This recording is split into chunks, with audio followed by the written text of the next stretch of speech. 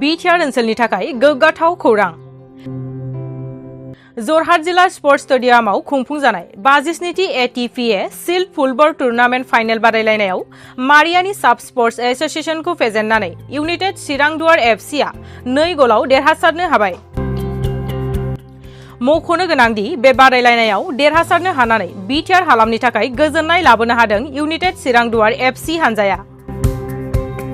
United चिरांदुवार FC हानजानि manager एडप दाहालआ जोबोरैनो गोजोननाय फोरमायदों। लोगोसे इउनाइटेड चिरांदुवार FC हानजानि डाइरेक्टर एबा बिटिआरनि CEM प्रमद बर' बिथांनि OSD डक्टर सांग्रां ब्रह्मनिसिम साबायखर बावहरदों आरो बुंदों बिथांनि गोख्रों दैदेननायावनो दिनै बेबादि जौसांसिम सौफैनो हादों होननानै मेनेजार एडप दाहाल बिथाङा आरो बुंबावदों दि फैबाय थानाय इयुन समाव बिटिआर सरकार बिथिंनिफ्राय मोजाङै मदद होयोब्ला आरो साबसिन जानो हाबावगोन।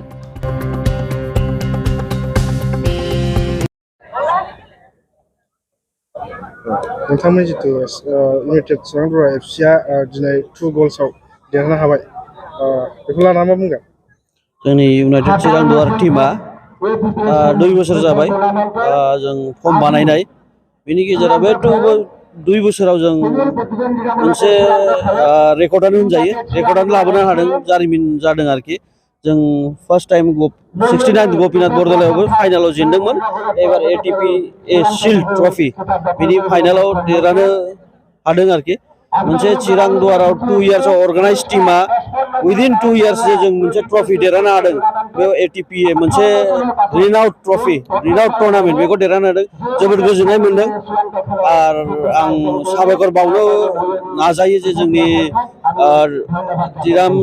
चिरांदुवार टीमनि डाइरेक्टर बा अनार डक्टर सांग्रां ब्रह्म बिथाङा बे टीमखौ मोनसे लेभेलाव लाबोनो हादों जे जोंनि चिरां बा इन्टार बड'लेण्डनि जाय फुटबल गेलेगिरि नोंथांमोन दं, जाय माने प्लेटफर्म मोनाखैमोन, बिथांनो मोनसे प्लेटफर्म होदों। बेनि थाखाय आं जोबोद साबायखर बावो बिथांनिसिम, जाहाथे बिदि प्लेटफर्मआ बिथाङा क्रिएट बानायबाय थायो। नोंथांमोननि हानजाजों हेंथायै गेलेनाय एगेन्स्ट टीमाबो बिराद गोरामोन आरो लोगोसे बियो आउट बिटिआरनि जा मरियानि FC होनबा बिराद फुराना टीम, जोंनि MLA रुपज्योति कर्मी बिथांनि टीम, बे फुराना टीम। खिन्थु जोंनि बे र' टीम, यं टीम चिरांदुवार FCआ र' टीम दिनै बे स्टेजाव दिनै 2-0 देरहानाया मोनसे रेकर्ड बादि जानानै थाबाय। जरहाटनि पाब्लिकफ्रा बेखौ बुंदों जे चिरांदुवार बादि मोनसे यं टीमा फैनानै जरहाटआव बे ATPA शिल्ड टुर्नामेन्ट देरहानाया मोनसे रेकर्ड जानानै थाबाय होननानै बुंदों बिथांमोनाबो। आरो अर्गानाइजिं टीमाबो जोंखौ साबायखर बावदों आरो जोंखौ इनकारेजमेन्ट होबाय थादों। नोंथांमोना खेलायाव मा बान्था होनाय जादों? बान्था मोनसे 1 लाखनि प्राइज मानि मोनगोन, ट्रफि मोनगोन। बेजोंनो बेस्ट प्लेयार दं, बेस्ट किपार दं, बेस्ट प्रटेक्टरबो दं आरो इन्डिभिजुवेल स्करार, हाइस्ट स्करार बे बुस्थुआबो दं।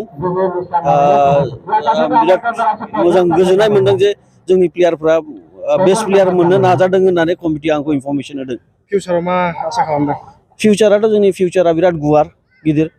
जों चिरांदुवार इउनाइटेड हिसाबै जोंना टारगेटआ हाई, एकदम गोजौआव दं। दा जों गाखोगासिनो दं, बेसेबां गाखोनो हायो बेखौ नाजागोन।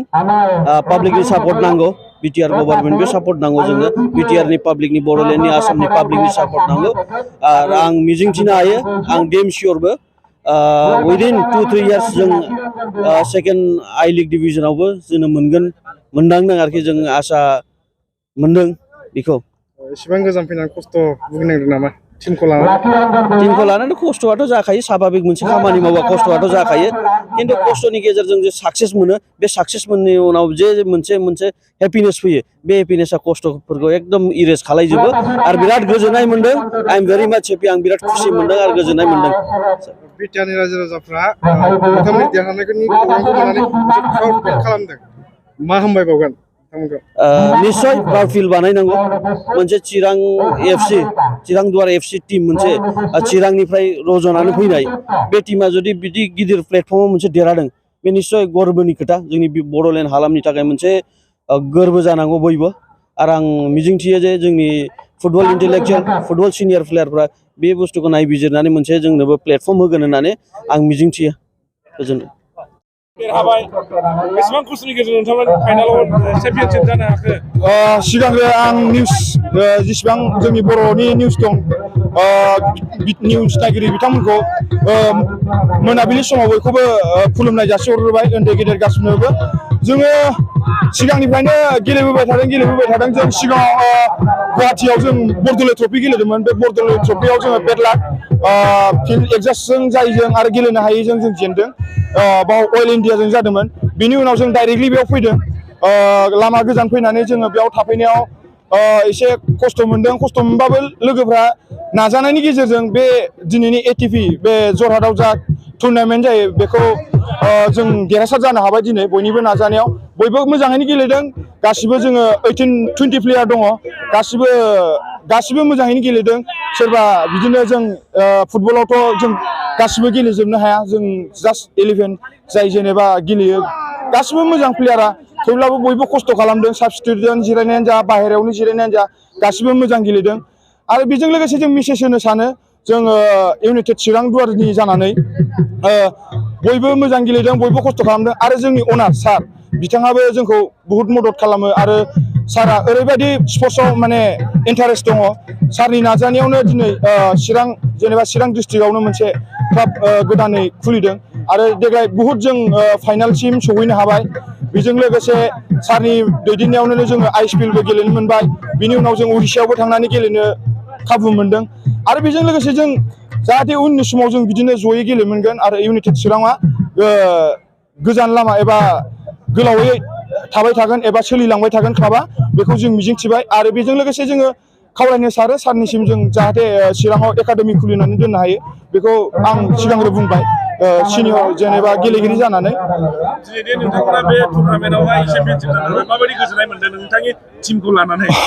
बेखौथ' मा होनो टीमखौथ' नों देरहाबा गोसोआनो गोजोननाय मोनो जों जाहाथे मा होनो बयबो खस्थ' खालामबाय आरो जुदि नों फाइनालसिम गेलेनो हायाबा मोनसे लाजिनायबो बाथ्रा फैयो बिनि थाखायनो जोङो नाजायै दिनै फाइनाल गेलेनो हाबाय जोंजों फरेनार सासे दं बेबो खोब मोजां गेलेदों जोंजोंनो गेलेबाय थायो आरो बिथाङा जोंनि टीम होनबानो लेंहरनाय लोगो लोगो फैयो बिथांनिसिमबो साबायखर थाबाय बिथाङानो स्कर खालामबाय थादों बेनो आरो जोंनि हेंथानि हान्जाया मरियानि स्पर्ट्स एस'सिएसन लकेलनिनो होनजायो बुंनो थाङोबा खोब मोजां गेलेदों बिथांमोना फार्स्टआव 0-0 बिथांमोनाबो बिराद नाजादोंमोन नाजानायनि गेजेरजों बिथांमोना गोजौआव एसे स्कर लाइनाव एसे माबा जाहैबाय स्ल' जेनेबा नाजादोंमोन नाजानाया खिन्थु स्कर मोनाखै बिथांमोना बेड लाक जों दा गेमा फुल टाइमाव 2-0 देरहाबाय आरो थेंक इउ